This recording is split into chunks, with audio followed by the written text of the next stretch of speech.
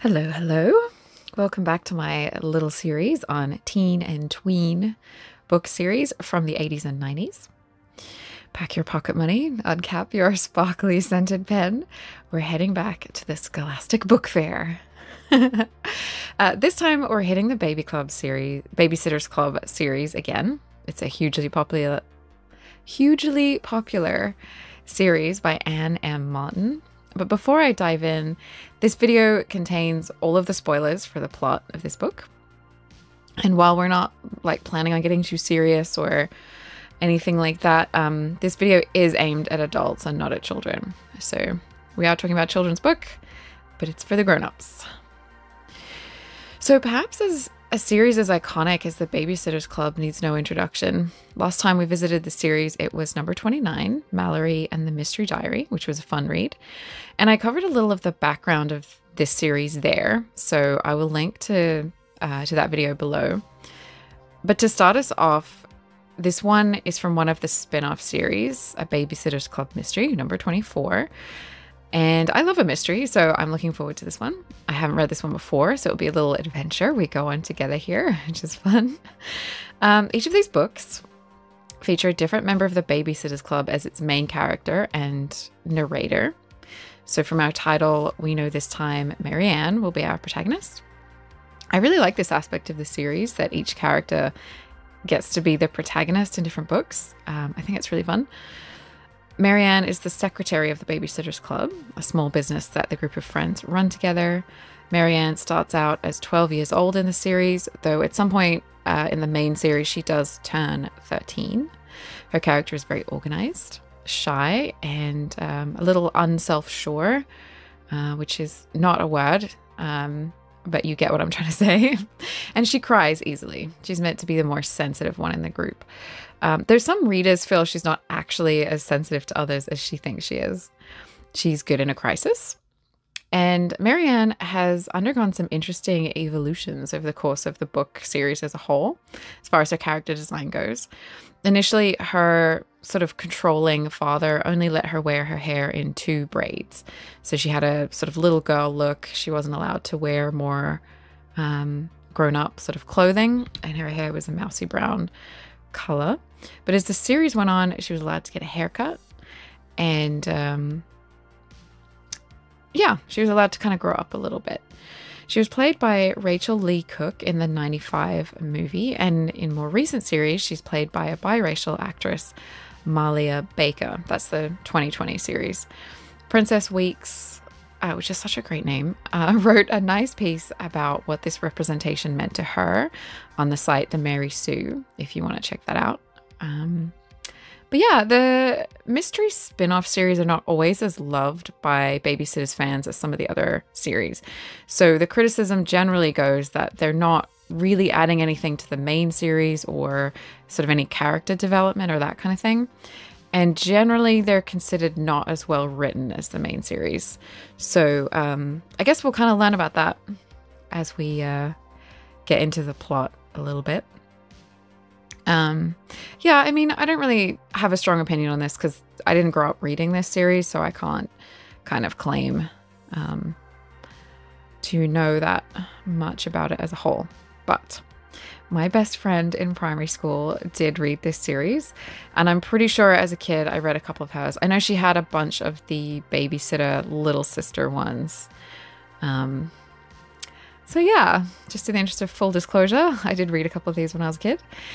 So if you love this series, I'll probably be making a little bit of fun of it, but I mean it in a loving way. I just making fun of some of the dated elements, not making fun of anyone who is a fan of Babysitters Club, because I'm just not a snob that way. Like what you like. That's what I think. So the cover, Hodges Soilo, I think that's how you pronounce his name, is once again on the job at creating the cozy illustration for our cover art today. We have a nice 70s-esque chocolate brown and burnt orange cover color design. And then we have Marianne on this very 80s black leather couch with those weird cushiony armrests that I kind of hate. from looking at this picture, I know this couch was squeaky, cold in winter, and stick to your bare legs in summer. We did not have this couch growing up, but I know so many people who had pretty much this exact couch, often in black, sometimes in this weird, like, gray color. So it was a thing. Marianne has a beautiful shine on her hair there, very healthy looking locks. But that is one bouncy bubble cut bob that she has. She looks like she's judging someone off camera. I think she's meant to look sort of pensive, but whatever. Then we have a kid in primary colors on an antique wingback chair because that matches the couch. And he's looking at the window where "Don't Tell" is scratched into the glass. I love this tense, creepy horror movie vibe that we're getting here. And then we have another little kid in pink here tearing up paper into tiny pieces because clearly Marianne does not have enough to do and will get a real kick out of cleaning up those bits of paper later. And we have the tagline, "He saw something, but he's too scared to say what," which is spooky and makes me think of that old movie Witness with Harrison Ford from 1985. Let me know if you've seen that classic. It clearly did not inspire this story that came out 10 years later and does not involve a murder or the Amish, but there you go. That was where my thoughts went there. Okay, let's dive in. Marianne and the Silent Witness. Marianne opens with telling us about Tigger, her kitten, who knows how to live the good life, eating and sleeping in rotation. Cats are really smart that way. And then she tells us that she has to get moving because being on time is important to her, and so is wearing matching socks. Important information. Now, my first thought is that she's a nerd, but then I also love cats. And I hate being late. It makes me really uncomfortable, so maybe she's more relatable than I thought. Then Marianne explains to us her complicated life situation.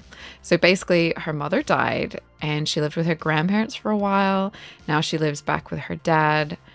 She met Dawn, who she got along with super well and who invited her to join the Babysitters Club. And then it turns out her dad and Dawn's mom dated in high school. So the two girls ended up fixing them up and getting them back together, which means that Dawn became Marianne's stepsister when their two single parents married each other. But now Dawn lives with her father and brother in California. So this is kind of also telling you where we are in the overall plot points of the main series. Because I think from what I understand, Dawn goes to California for a bit. She comes back. There's a few sort of things that happen with that, which I'm sure if you're a fan of the Babysitters Club, you probably obviously know more about that than me. But anyway.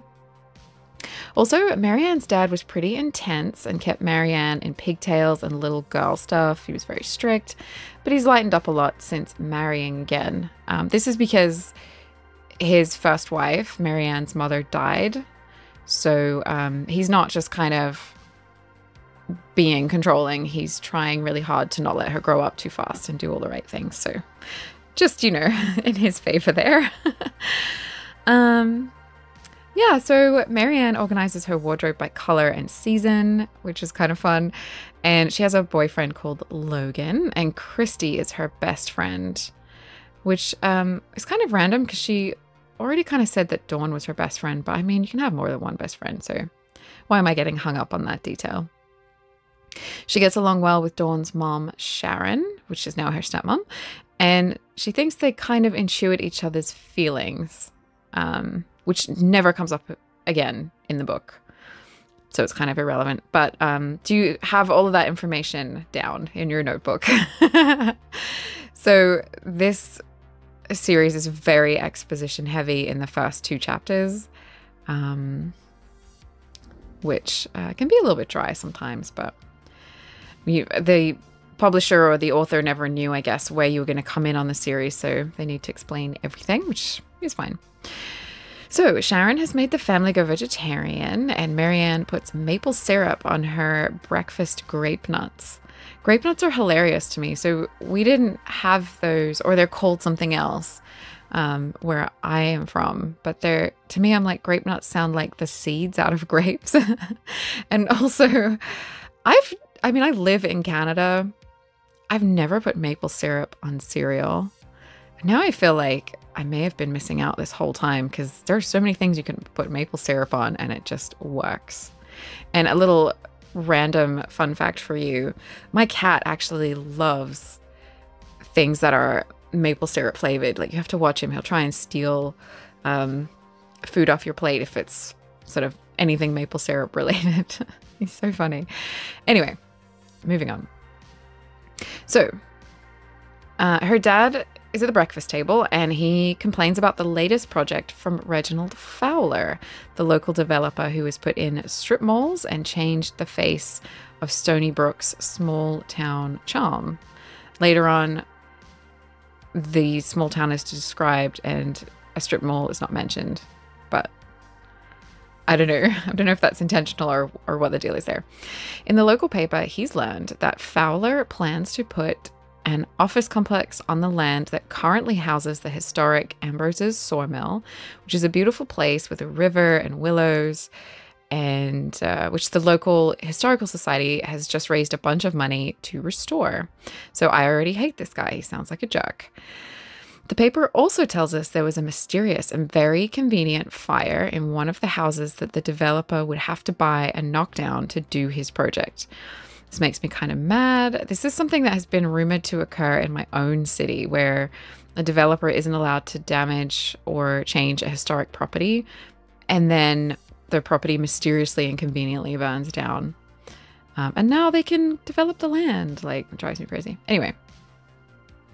Marianne heads to school with her friends, the other Babysitters Club members, and they talk about what they can do to stop the developer, including writing letters to the editor of the paper. And I really like the way this is empowering kids to feel like they can do things and make changes they want to see in the world. I think that's a really proactive, I don't know, like, it's a very empowering message to send to kids that you can do things that matter. And I think if you had that attitude, you know, younger, that's going to carry you on into adult life, you know? So I don't know. I think that's pretty cool. So Christy is really fired up, good old Christy, and wants to do more than just write letters. And the book tells us that fighting Fowler will be one of their toughest fights, which is excellent foreshadowing. The book goes on to explain the ins and outs of the Babysitters Club, in case you wanted to start your own as a little 12-year-old. And this is that repeated information that explains the series that you get in each book. This happens like across all of these books. They always have this sort of section that goes back over the ins and outs. A bit repetitive, but it's great if you're new here. We're also given the lowdown on the members' personalities. So these are quite simplified. Christy has loads of great ideas and loads of siblings. Claudia is into art and junk food. Stacy's personality is kind of just city. And I think she's diabetic. So those are her personality traits. At that day's meeting, they pay their dues and talk about what they plan to do about protesting Fowler's development plan. They get a call from Mrs. Martinez, a new client who needs someone every afternoon to look after her 2 kids while they arrange a new long-term sitter. It turns out Mrs. Martinez is the owner of the house near Miller's Park that the developer wants to buy. And that there was a small fire there, and there is some fire damage remaining. So what are the odds that they would book a job at that exact house? We also meet new babysitter Abby, who replaces Dawn. I don't really know this character. I mean, I don't know the characters in this that well, but Abby's was kind of a new name to me. But she's sporty, that's her personality, and she's allergic to a lot of things. We get some more exposition. So far, this book was feeling a little bit dry to me, but let's stick with it, keep going. At the babysitting job, Marianne can smell the acrid smoke smell from the fire, and she meets the 2 kids. We have Luke, who's 8, and Amalia, who is 3. The kids' parents run afternoon and evening classes, so they need a daily babysitter. This seems like kind of an odd setup to me. Just that they have 2 young kids and then, I mean, whatever, it's fine. Do you know what I mean? You know, when you sort of think like, this seems like an odd choice for an adult to make, but then it's a kid's book, doesn't matter. So we'll move on. Marianne asks Mrs. Martinez how she likes the area and if they plan on selling. So I have a little quote from the book for you here.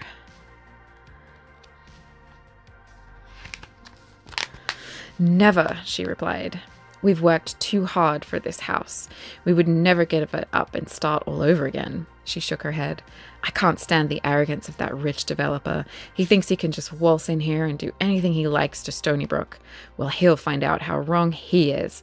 Not everybody can be bought." She sounded angry, and I didn't blame her. After all, who was Fowler? Some guy who thought he could make a lot of money by running our town. I was glad to know that the Martinezes were going to stand up to him. Amalia, we meet her. She wants to know if they can play with Polly Pocket, and that made me deeply happy. I loved the little Polly Pockets from the 90s when I was a kid, and I still think they're a fabulous toy. So I love Polly. Luke, however, is sort of less open, more subdued. So Marianne suggests they head into the park for a walk, which is kind of, the park is at the back of the house, I think. As she's prepping snacks, she tries to get Luke to open up. "Were you the first one to smell smoke, or was it your babysitter?" I asked, more to keep him talking than because I was interested. "You're right. I don't know," he answered quickly. "I really don't remember much about that day, okay?" He returned the juice carton to the refrigerator and closed the door. "Okay," I said. It sounded more as if Luke knew and remembered more than he was letting on. But if he didn't want to talk about it, I wasn't about to force him. So that did not go well, I guess. But interestingly, he's super clingy and kind of stays stuck to her.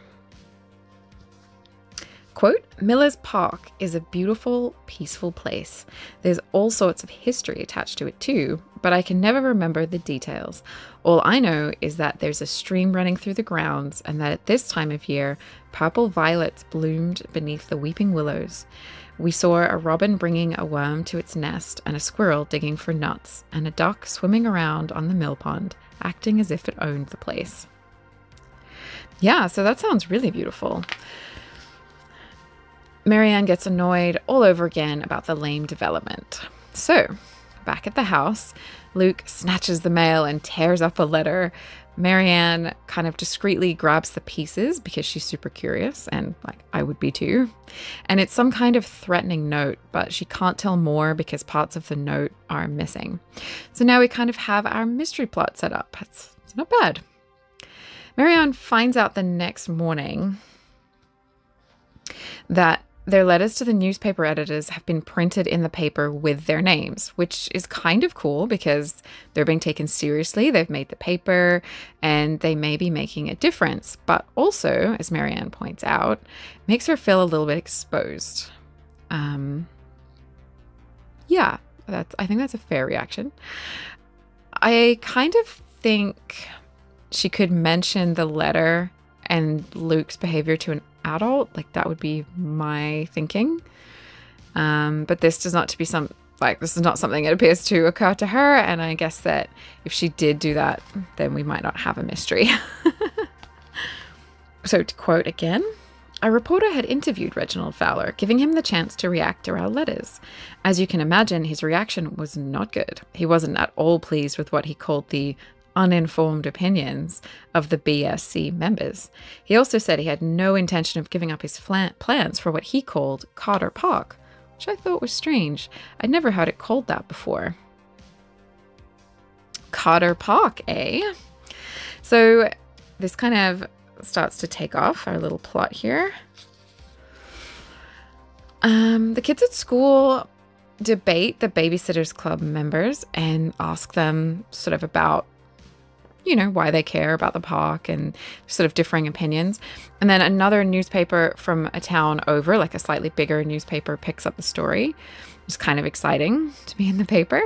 Christy is psyched about the publicity the club is getting. Quote, Christy adores publicity. She was positively glowing as we talked about our next move in the war against Fowler.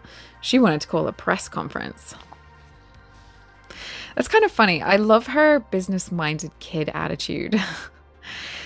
They talk about a further letter campaign and hope that they have Fowler, the mean developer, on the back foot, but he's not that easily put off. So later that week, Marianne is back at the Martinez's place, and she foreshadows that something goes wrong on this job. These books do a good job of doing little foreshadowing. They kind of put these little things sometimes at the start of a chapter, like, and then the worst thing that could happen happened or whatever. And it's kind of fun. Anyway, she feels like Luke is almost acting suspicious of her and kind of shadowing her everywhere. When she jumps up to answer the phone, she sees that Luke has rifled through her backpack while she wasn't looking. She decides to be diplomatic and not say anything and proposes a game of checkers. "King me!" I cried triumphantly. When Luke didn't respond, I looked up from the board and found him staring over my shoulder at something behind me. His face was white and his mouth was open. He looked terrified. I turned around quickly and caught a glimpse of a figure darting away just outside the window. It was hard to see clearly because the window was one near the garage and it was still dirty with soot from the fire. Instead, there were strange marks in the soot, marks that almost looked like writing. I stood up and walked over to the window. Luke joined me. As soon as I was closer, I could see the marks were writing that said, "Don't tell." The "don't tell" in the book is this chunky permanent marker looking font. And I love that detail in these books, these kind of different fonts they use that are sort of handwriting like. So it's pretty cool. Marianne keeps a cool head so as not to alarm Amalia, but she heads outside to take a look at the writing. But by the time she does, it's gone. Luke is looking pretty scared. No one is around but the next door neighbor, Mr. Fontecchio, who makes a sneering comment about the Martinez family not selling and how much Fowler is going to pay for his house, so he's agreed to sell. Then we learn that Carrie, C-A-R-Y, Carrie, lives across the street, and his younger brother, Stieg, is Luke's best friend, and also Carrie is a troublemaker. So I think some of you can probably tell me this, but I think Carrie is like he's definitely a repeat character in the mystery series, and I think he might be in the main series as well. He's kind of a prankster kind of kid, but not a bad kid. Or is he? At this point, a mysterious dark car drives slowly down the street, and the two boys, Luke and Stieg, get scared. So that's S-T-E-I-G, in case it sounds funny with my weird accent that I have these days. Yeah, which is a lot of suspects and things on one page. It's kind of like not the best writing, honestly. Like it kind of goes, and then this happened, and then this happened. But anyway, it's fine. Luke runs off, and Marianne has to leave Amalia with Carrie for a moment and go look for Luke. As she does, she noticed soot on Carrie's hand. A clue. So then while she's looking for Luke, she hears glass breaking and sees Fowler pay off a teenager. It's very convenient, presumably for breaking the window of the historical sawmill. But she picks up the brick the teenager drops right as the police get there. Is she going to get arrested? Well, kind of, actually. The police officers accompany her back to the Martinez house, and Carrie is there with Amalia, and Luke has come home on his own. So while she's on the doorstep with the officers, the kid's mom comes home. And I just thought at this point, what a nightmare scenario for a parent. But poor Marianne, like, kids, this is why you do not touch anything at a crime scene. That goes for adults too. Just don't mess with crime scenes, everybody. So the cops explain that she's connected with vandalism and they're taking her into the police station. And Mrs. Martinez kind of stands up for her character. She's like, oh, Marianne wouldn't do anything wrong, which is nice. And she says she'll call Marianne's dad, but like, she doesn't stop them from taking her away. And this was really weird when I was reading this. It sort of makes sense in the context of the book, like how somebody might imagine this kind of stuff happens. I don't know. I kind of feel like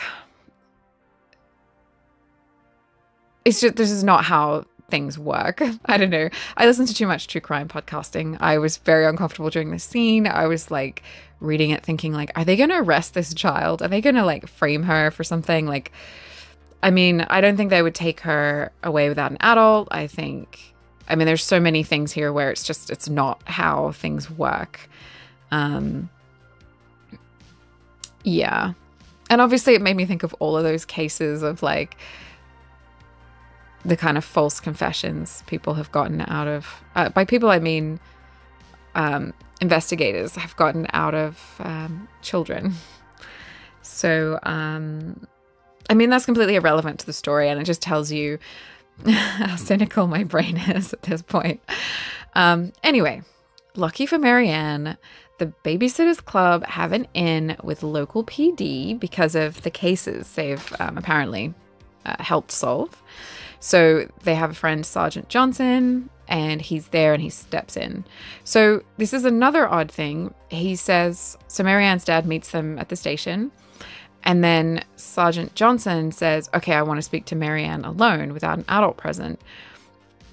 And I just thought that was really weird because nothing that they say is something where the father shouldn't be there. And also I'm pretty sure you probably wouldn't or shouldn't talk to a minor without an adult present. Like, and also if she's not being charged, anyway. My brain was just kind of going in this very logical direction, and it's not what we're here for. It's not what we're doing here. But yeah, this kind of the way this plot works in this scene, I was like, this is strange. Anyway, Marianne tells him what really happened. Two things. The policeman tells her Fowler has an alibi, so she couldn't have seen him earlier that night. And she notices that the vandals used greenhouse paint to deface the historical site, because she gets shown some crime scene photos because that's police procedure. The story makes the paper, and Fowler is quick to turn it to his advantage. Christy was very upset. This is terrible publicity for the BSC, she wailed.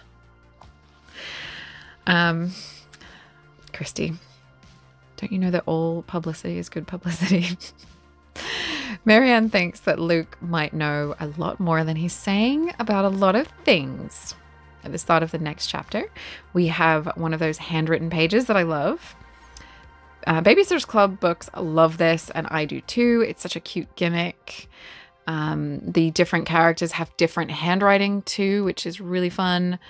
But basically the writing just lets us know that often the handwriting in these books as well are meant to be notes that the club members put in their club notebook. Often, not always. Basically, the writing just lets us know that the Babysitters Club have a separate club notebook for mystery stuff than the regular club notebook, because of course they do.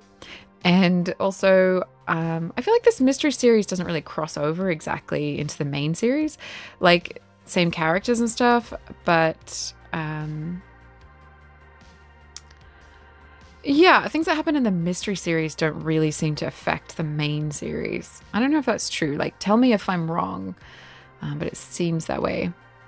Moving on, Christy is the next one booked at the Martinez house, and when she tries to talk to Luke about the night of the arrest, he clams up. Later, Luke answers a call, and Christy can tell from his reaction that it's a weird, threatening call. So she, like a boss, does a last call reverse *69 thing, and it calls the number back. The call was from a payphone. Later that night, Stieg asks to hang out with Luke, and there's a bit of a sly wink exchange going on. What are they up to?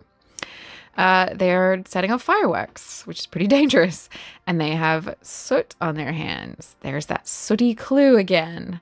What is going on in that house? Christy wonders if maybe it's not about Fowler, but about Luke keeping secrets for his friends. The next day, when Jessie is babysitting, she finds an empty cigarette pack in the backyard, and Luke gets kind of cagey when she asks him about it. Jesse sees the dark car cruising around, and Luke points out that it's Fowler's car. How does Luke know that? And why is Fowler there? Later, Marianne is on the phone to Dawn, filling her in on the latest. There's a town meeting coming up that's key to the Miller's Park project. Back to that meeting. It seems to me that what you have to do is find some real dirt on Fowler. Something that will prove to the town council that he shouldn't be allowed to develop Miller's Park.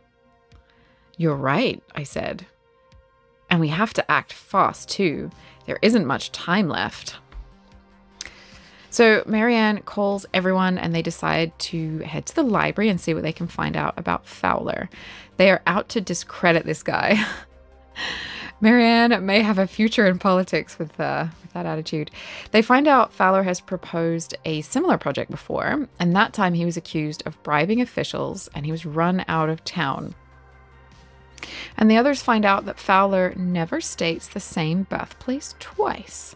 They head over to the hospital to check the records to find out what's fishy about his place of birth. And I thought, can you just do that? Go over and see hospital records? We also learn Miller's Park used to be Carter Park. Then the chapter abruptly tells us that twins were born in Stoneybrook on the right date, called John and Samuel Wolfer, and they suspect that one of those boys was Fowler, and now he has an assumed name. So he's from Stoneybrook. So as I'm telling you this plot, I feel like some of it's like a bit staccato, like a bit like, and then this happened, and then this happened, right? But that's kind of how this book reads. Like some of the chapters feel very smoothly written and like full scenes. And then every now and then it will just kind of be, then this happens and this happens and this happens. And it's kind of odd. So it's Abby's turn to babysit next, and she's decided she's going to break the witness. Get through to Luke. So she brings every lady detective's secret weapon. Cookies.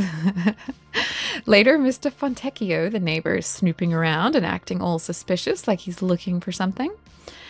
Luke doesn't seem to like him. And Abby wonders if he started the fire in the Martinez home, because if they don't sell, then he misses out on selling his place and making that sweet developer dough. And after all of that, I kind of want cookies now. Lots of cookies in this book. Abby decides to make up a game to try and get information. So this is her cunning plan. I know, said Abby. I heard about a new game today. Want to try it? What is it? Asked Amalia eagerly. It's called Secrets, explained Abby. She was winging it, she told me later, making up the game on the spot. It was really just another ploy to draw out Luke. What you do is, you have to tell the person next to you a secret. Something that you've never told anybody else before. Amalia's face lit up. Ooh, fun. Luke looked suspicious. So she tries to get the kids sort of telling her little secrets and sharing secrets of her own. And Luke gets upset part of the way through and leaves. He does not want to tell a secret. So Abby gives up.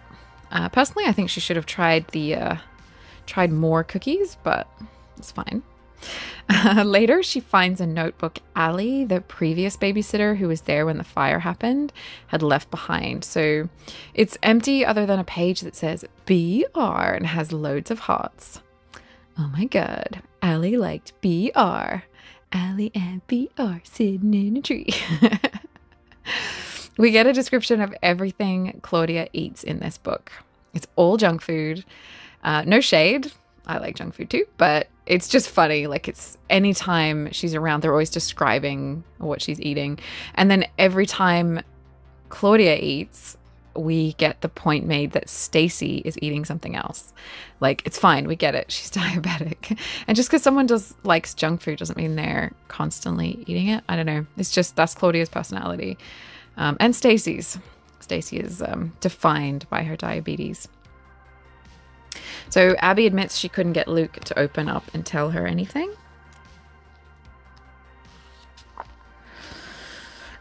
I think we should try to find out more about that fire at the Martinez's on our own, said Christy, smacking her fist into her hand. Since we can't seem to find out the truth from Luke, We'll find it out ourselves. Nice. They're having a meeting. So... Oh, hang on. Okay. Go back a little bit and cut that. Abby admits that she couldn't get Luke to open up and tell her anything. Quote, I, for one, was really disappointed, but also, in a way, just a little bit glad. I think I'd secretly hoped that if Luke ever did open up, it would be to me. After all, I'm the one who's known for being sensitive and a good listener. Yeah, nice, Marianne. There's that sensitivity right there. They're having a meeting, so what next?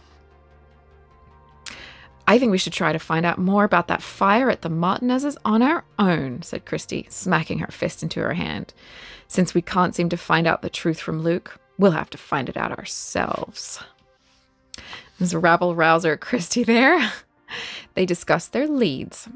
The fire, dirt on Fowler, the twin thing. I sense a very dramatic story there. Stacy suggests that Fowler might have used his identical twin as a kind of alibi, so he can say he's in San Francisco on the night of the vandalism, for example, but was actually in Stoneybrook. Cool.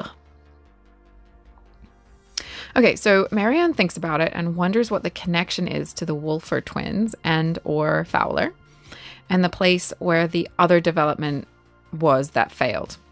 So she decides to call up directory assistants and just ask to be put through to those names in that other town and sort of see what comes up.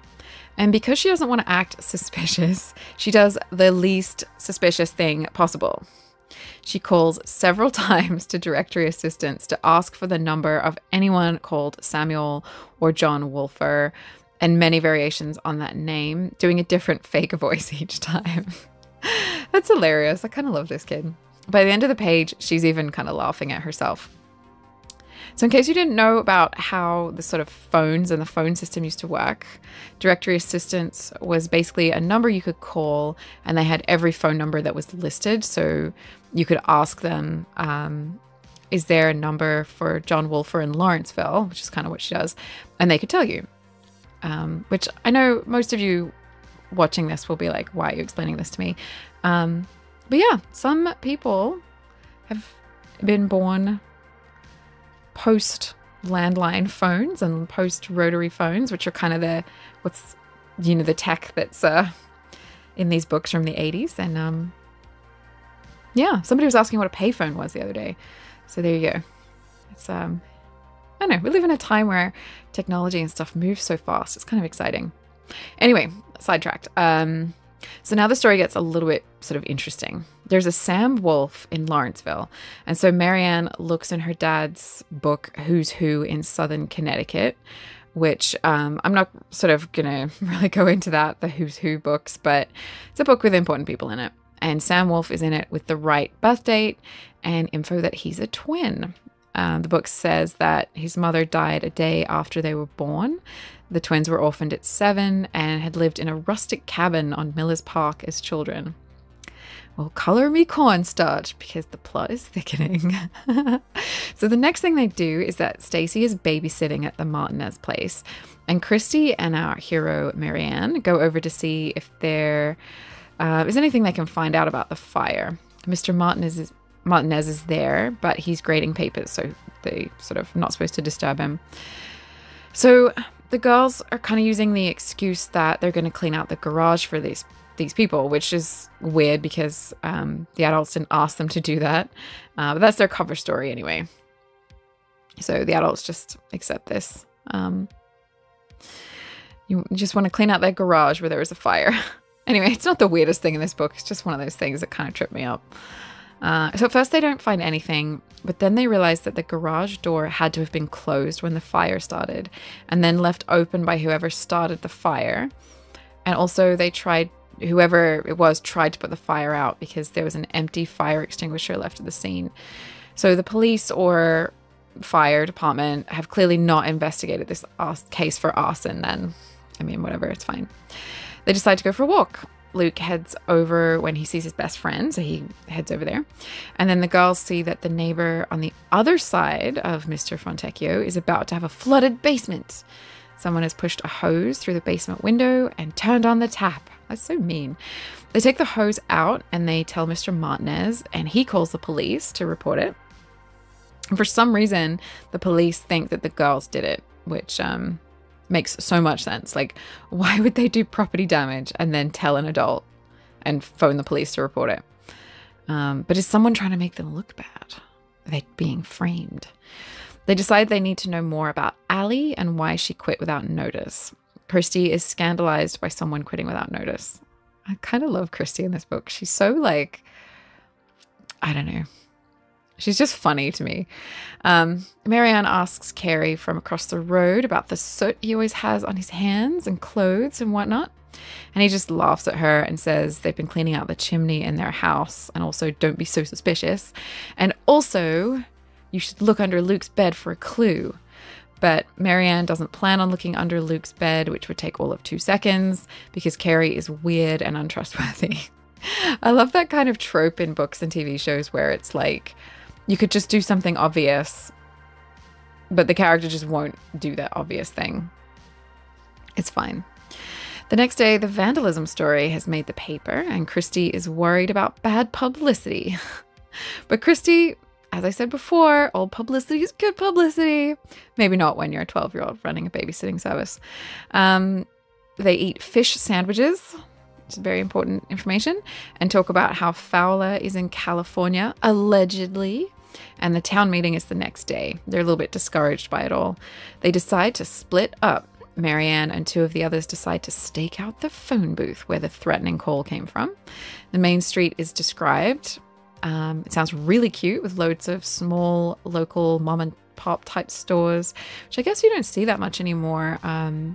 Just thinking of my own neighborhood, a lot of places are franchises. But that's Stoneybrook for you. You could shoot a Hallmark movie in this town.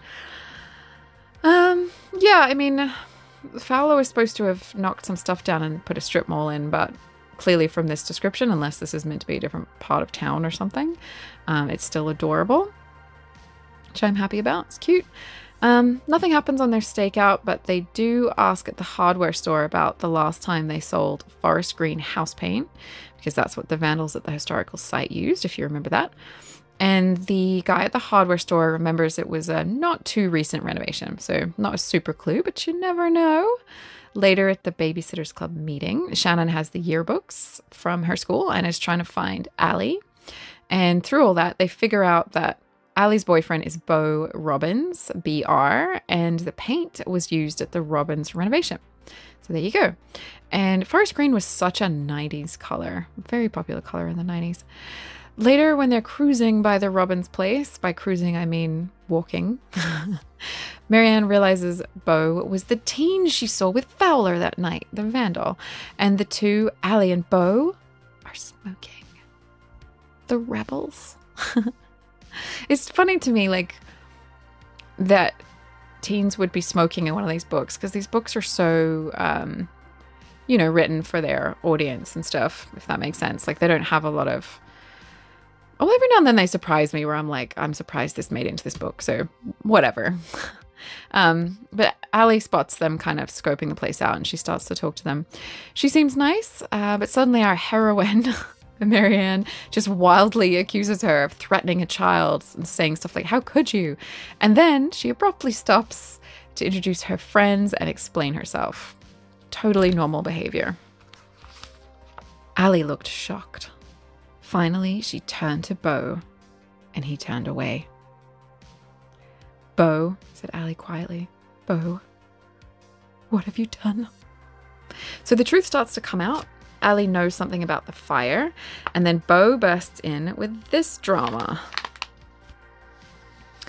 I did it, he said suddenly in a harsh voice. I actually don't know how to do a harsh voice, but anyway, we'll keep going. I did all those things. He turned to Allie. Oh, Allie, I'm so sorry. I never meant for you to be involved. He reached out for her, but she stepped back and just looked at him. Her face was white, and her lips were pressed together in a straight line. "Why, Beau?" she asked. "Why?" He gave a huge sigh. "It's so complicated," he said, shaking his head. "It just grew and grew, and soon I was all tangled up in it. Now there's no way out." He had this sad, trapped look on his face. Christy stepped forward. "Okay," she said, "time out." She made a little tea with her hands. "Obviously, you both have a lot of explaining to do. How about we start from the beginning?" I love how Christy's just like, the dialogue there is so dramatic. And then Christy's just like, nope. just breaks him out of soap opera mode and down to brass tacks. Basically, Beau stopped by for like 2 seconds to talk to Allie when she was babysitting, and he sort of wasn't really supposed to be there, and it was raining, so he just waited for her in the garage, and he was smoking, and he accidentally set the fire with a cigarette butt. Luke knew that Beau was there that night, so Beau kind of threatened him to stay quiet. He didn't kind of threaten him, he directly threatened him. Meanwhile, Fowler had seen Beau fleeing the scene and had been blackmailing him to vandalize things around the area. Beau told Luke and Stieg that Fowler knew that they knew more about the fire and that Fowler would get them if they didn't keep quiet. So that's why they were sort of afraid of the car and stuff like that. Beau mentions he's meant to meet Fowler that night before the meeting. The girls speculate on which twin Fowler might be, and Christy decides on a plan. To go with Beau to the meeting at the cabin and engineer it so that both Fowlers are there, and their policeman friend will be there with them as backup. What cop is going to go along with this plan involving children in a criminal investigation? Never mind, it's fine. He's a cop. It's basically a cozy mystery series, and that's what cops do in these series. It's fine. Marianne goes over to the Martinez place and sits them all down. She tells the parents everything, and now the weight is off Luke.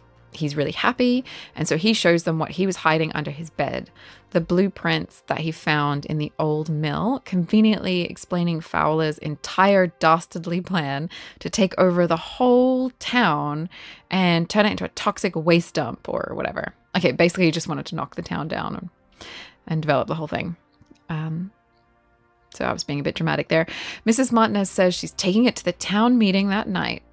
So then Marianne heads over to the tumble-down cabin in the park, which sounds like a Storybook cottage or something. It's pretty cool. This town is amazing, and I'm really glad they're preserving it. Even though it's not real, but it's fine. I'm sure it's real in the hearts of minds of all Babysitters Club fans. She meets Shannon and Sergeant Johnson as they wait listening outside the window of the little cabin to hear what goes down. Beau is there already, and one of the twins is inside, tells him to torch the building. And then the other twin arrives as they've engineered it, and they are not happy to see each other.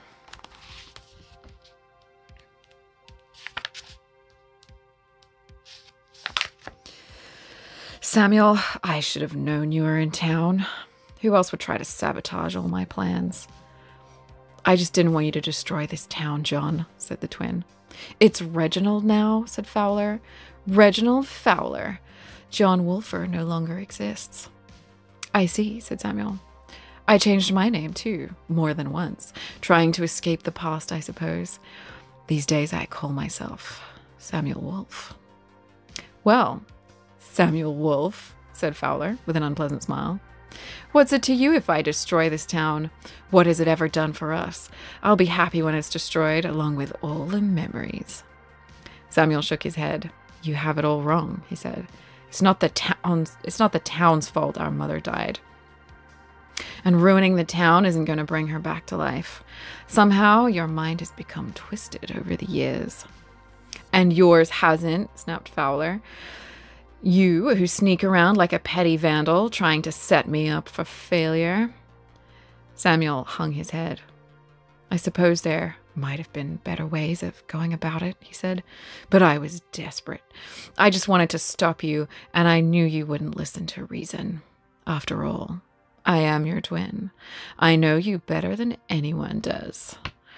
And anyway, I never did the actual vandalism. I hired somebody else for the dirty work." So Samuel has been trying to sabotage Reginald's plans. And it's kind of hilarious to me that somebody would change their name to Reginald. It seems like one of those names that you either just embrace or you kind of get yourself a nickname real quick. No offense to any Reginalds listening. It is actually a nice name. I just mean, it seems like a funny choice to change your name to that. Anyway, Reginald is apparently a diabolical human because his mom died.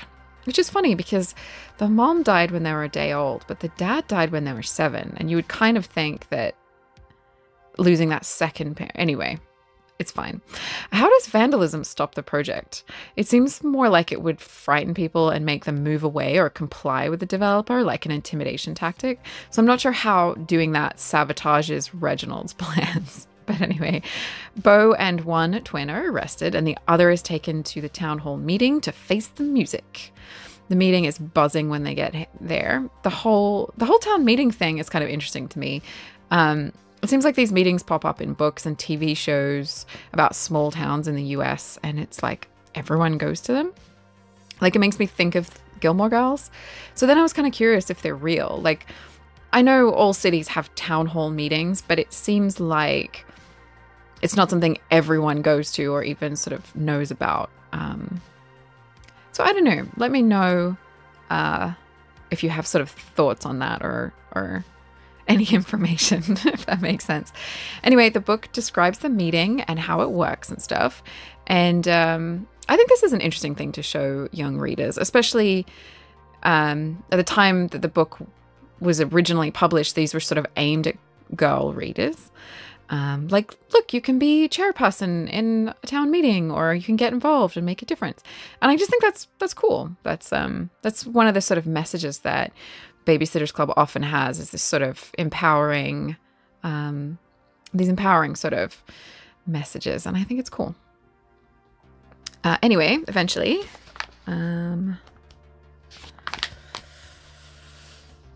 yes, she asked. The boy in front here. Luke stood up. I brought something I found at Ambrose's sawmill, he said, in a voice that was only slightly shaky. I was proud of him. It's a map, he continued. A map and a plan of what Mr. Fowler really wants to do in our town. Why don't you bring it up here? Asked the chairwoman. Yeah, so basically, the big plan is exposed at the town meeting. And basically, when asked to explain himself and his wild plan, Fowler can't, and he just stomps out, and that's it. The park is saved, the town is saved. Presumably, if this guy's that crazy, he's just going to try something else, but, I mean, whatever. And, yeah. So then we get this little tidbit at the end. Christy tore the envelope open and shook out the letter. She unfolded it and began to read. It's from the head of the Stoneybrook Park system, she said. It says, Dear members of the Babysitters Club, in honor of your help in preserving Miller's Park for posterity, we'd like to notify you that the area surrounding Ambrose's sawmill will be renamed Babysitter's Walk. Cool, said Jessie. Awesome, said Abby. We'll be part of an official historical landmark. Excellent publicity, said Christy. Of course she did. Actually, it's a joke from Carrie, sort of making fun of them in a friendly way, but the day is saved and the mystery is solved. So there you go. After that, we get a little hint of the typical list of all the books in the series, which is kind of fun. It makes you kind of makes kids want to collect every book, kind of thing. And there's so many of them. We also get a little sort of teaser excerpt, just a couple of pages from the next mystery one, which is Christy and the Middle School Vandal. And yeah, then we have some little things where you can order more books in the series. And there's the super specials and super mysteries and all that kind of stuff. And then there is an ad for the movie, the Babysitters Club movie. So yeah, that's basically the book. Nothing too exciting or new in the back there. Sometimes they have some really fun advertising in the back of these. So I'm in two minds about these mystery series, or this mystery series specifically for Babysitter's Club. Quite a few of these book series have a mystery or sort of thriller side series, and I think it's fun. But in this particular case, they feel a bit sort of dry when you're reading them, a bit less vibrant than the flagship series. And I feel like the main characters feel a bit flat and less fleshed out. I don't think, I could be wrong, but I'm pretty sure Anne M. Martin didn't actually write the mystery series. And it's just, they kind of have a less fun tone, basically, than the main series. But that said, this is only the second mystery I've read in the series. And I don't know, they always have these dramatic stories at the end. Like this one has estranged twins that left orphaned and a man obsessed with raising a whole town. And that's not too shabby, you know, like I feel like that's kind of, I mean, there's a lot of sort of back and forth sometimes in the middle of these books, but of these mystery series specifically, I mean, but like that ending, like that's a lot. That's like, I don't know. I feel like that's kind of on par with a Murder, She Wrote or sort of Magnum PI kind of ridiculous, but also kind of awesome, dramatic outcome, you know? Yeah, I feel like the mainline series have a little bit more that you can kind of snark about. There's a little bit more kind of going on and yeah. But I did enjoy this, honestly. Did any of you guys read this mystery line of the Babysitter's Club books? Did you like them? I'm really curious to see how somebody who was a proper Babysitter's Club fan or reader, like if you like these. I don't know that kids would necessarily notice as much that they're not as well written, maybe. I don't know.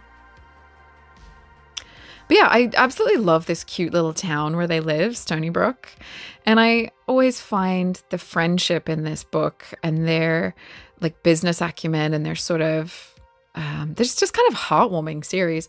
I mean, I didn't love this as a kid. It wasn't one I was drawn to, but sort of reading these for this video series, I'm kind of enjoying them. So that's kind of fun. I can see why people still love this series now, honestly. Yeah. But yeah, there it is. Marianne and the Silent Witness. What do you think?